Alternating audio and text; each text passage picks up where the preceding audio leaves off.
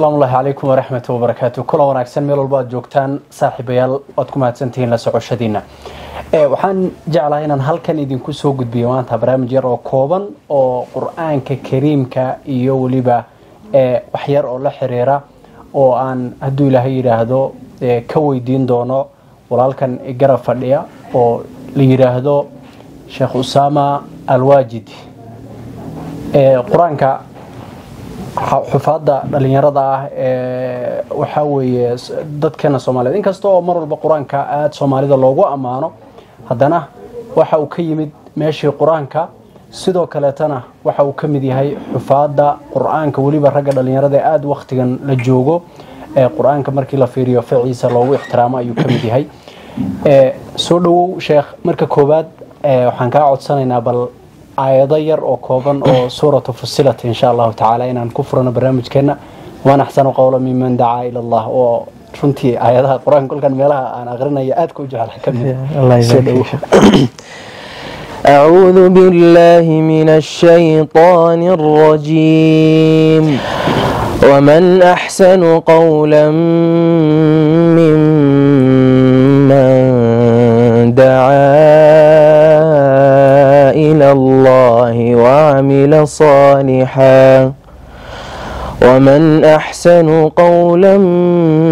ممن دعا إلى الله وعمل صالحا وقال إنني من المسلمين ولا تستوي الحسنة ولا السيئة ادفع بالتي هي أحسن فإذا الذي بينك وبينه عداوة كأنه ولي حميم وما يلقاها إلا الذين صبروا وما يلقاها إلا ذو حظ عظيم وإما ينزغنك من الشيطان نزغ فاستعذ بالله وإما ينزغنك من الشيطان نزغ فاستعذ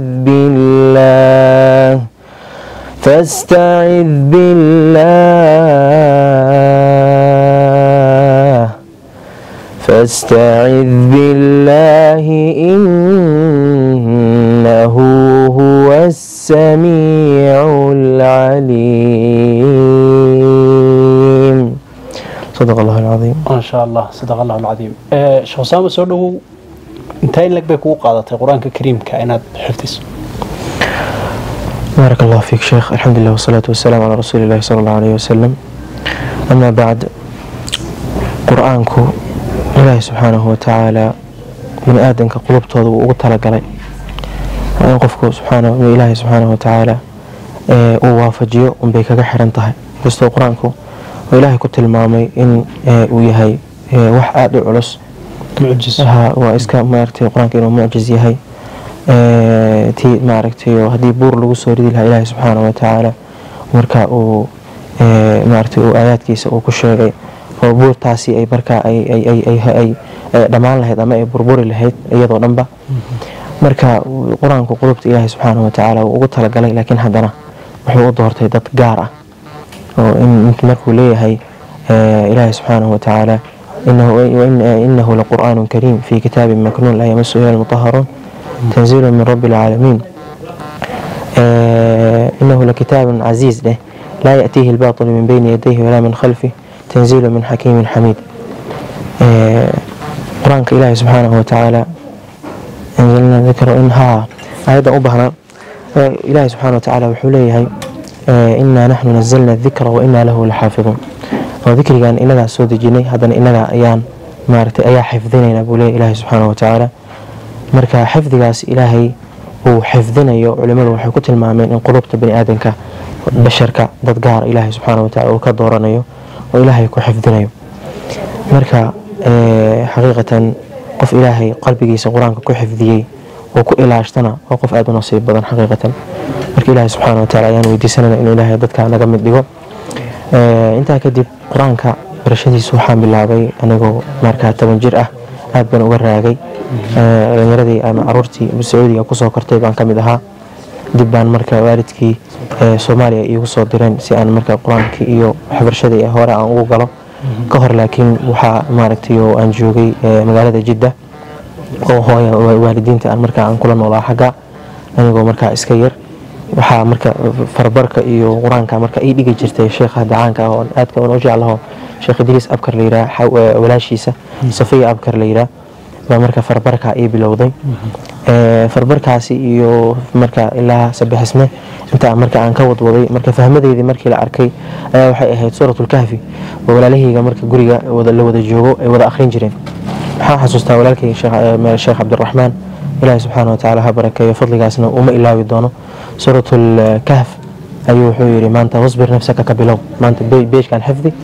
waxay ka dambeeyana saas suurad u dhameyn hadana soo bilaabay ilaa ودخل جنته بدقيني سابو يري ساس معناها سورة دحداد كبلاوي وضمين كديبات كسو بلاوي سابو يري ما قانا ما كسو دنت وكلها وانا حسوستا بوغي ugu horeeyay aan quraanka dhaxdiisa si wacan aan uga xifdiyo wasbir nafsaka buu aha مع الذين يدعون ربهم بالغداة والعشي نعم marka Sheekh Abdurrahman maantaas marka aad buu miisu waxay ugu arkay xifdiga iyo dadaal iyo in marka aan leeyahay oo fahmad aan leeyahay marka waxa lagu tashtay in marka dhammaan familiga dhamaantood Soomaaliya loo soo laabto sidii baan marka u soo laabanay waxbarashadeena darteeda iyada aniga iyo walaalahay marka iga weynaa xaafadana u yar